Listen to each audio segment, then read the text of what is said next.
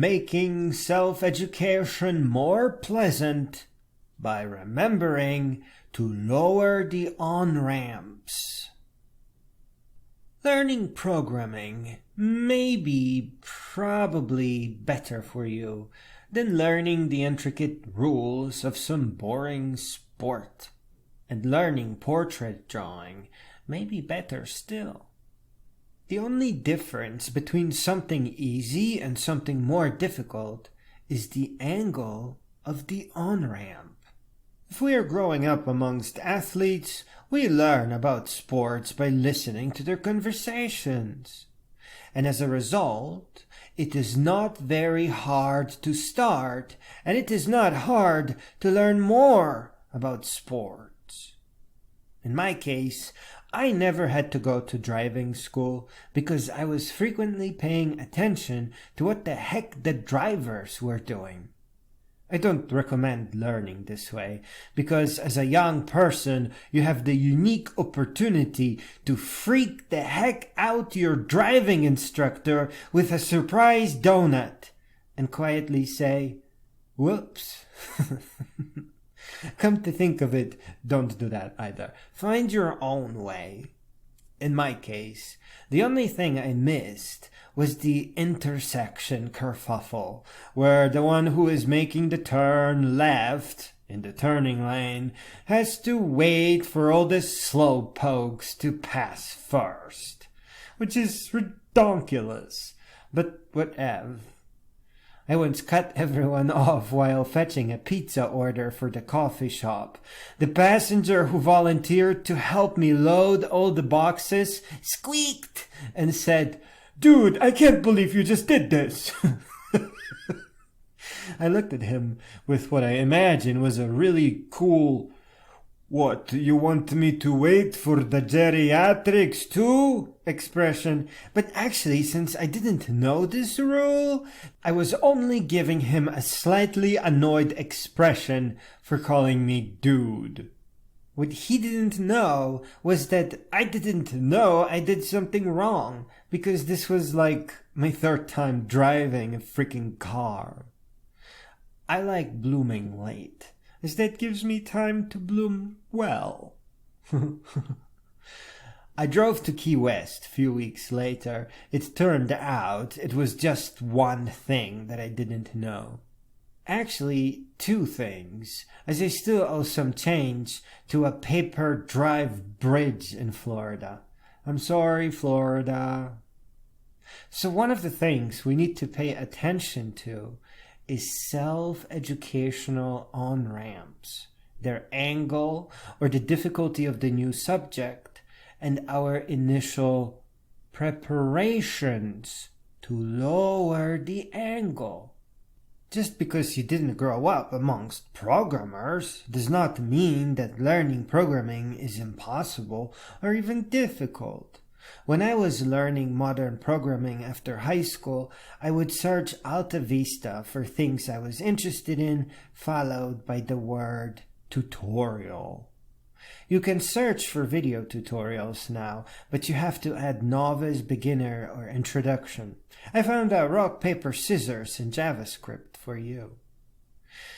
My first program, the one I was accused of plagiarizing, was about lottery, so it was very similar. Goodness knows what I put in there to trigger that moron teacher, but I am still so proud I got a bad grade for it. But you know, right after these initial on-ramps, you can also spice things up to make further education more interesting. For me, the spice was making a window in Windows. Boy, was that a big deal for me. Yikes. I made thousands of programs by now. 99.9 were just nonsense that I liked. One time, I did make a big program. I felt under the weather with seasonal sneezes, and I spent a few days in bed writing a program that planned visits to haunted houses. When I told the person who came up with the idea that I wrote his program, he stopped talking to me, Because one, he realized I was really computer smart. They didn't know somehow, even though they wanted me to design their website. I don't know. And two, he was somehow scared that he'd have to pay for the program that I already finished and they were still planning. What a weasel. Anywho, you can spice up your on-ramp by making your self-education super duper creative. One time at a coffee shop, I discovered a website called Hack This Site. And to this day, I think that creating a clone of that site, or maybe even a game based on it, as one of the best self-educational ideas and challenges. Computer security does come up in programming, especially when learning to write server programs with Node.js, for example. And you'd think it would be supremely intimidating because you're actually fighting the bad guys. And certainly it is a thing that complicates learning programming. But creating a game about hacking into virtual computers inside your virtual world, based on real techniques as listed on OWASP, for example, converts security into a really fun exercise in creativity. I feel a little bit bad for mentioning programming all the time. I do not mean to pressure someone into learning how to be a programmer. Programming isn't the only thing worth learning. I mention it a lot because it pays well, and it is what I picked for myself. But I think art is still by far the most promising path towards good lunch money. And maybe more. The one thing I never mention is that after some months with drawing, or maybe weeks, with drawing and painting portraits with the use of a computer projector, you learn how to do it freehand. You learn how to see shadows on a person's face and what to pay attention to and where to stop and where to go. Also, enjoying that really, really nice on-ramp that comes with the use of the office projector to get the initial proportions and shadows perfectly right. Whatever the challenge, by accepting it, you will begin learning for real. And if it is something that does turn out to be worth your time, like art certainly is, then by sticking with it out of enjoyment, mastery will come sooner rather than later.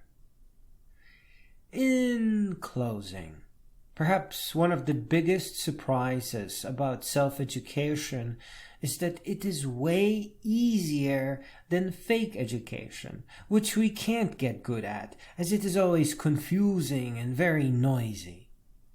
Finding what calls to you, what is fun and enriching, should take a very, very long time. Your curiosities, including the path that you take when hopping among them all, are absolutely sacred. Your noblest pursuits mark your path through knowledge and towards wisdom, and beyond towards greatness.